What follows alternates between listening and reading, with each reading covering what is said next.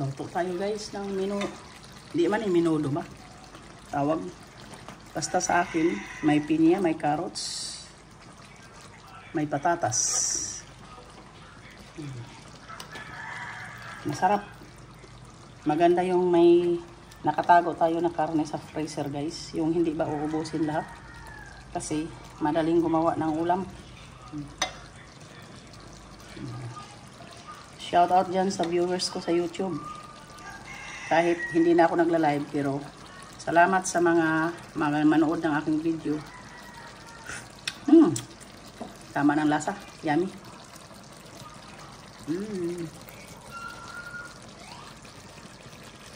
Yes, yummy, yummy.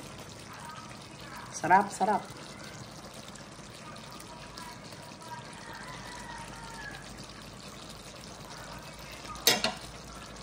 Oh. Patatas lang to, patatas. Oh, okay. Potato. And then carrots. Red chili na malaki. Yung hindi maanghang. Tapos karning baboy.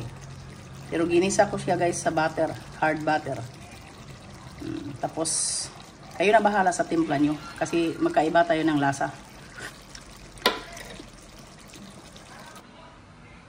Ayan na guys, done ang aking recipe. Hindi ko na pinakita sa inyo ang mga halo kaya nandito naman. Simple lang naman tulutuin guys.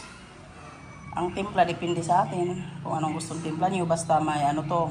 Ang hinalo ko lang dito is tomato sauce and tomato paste. Tapos panimpla.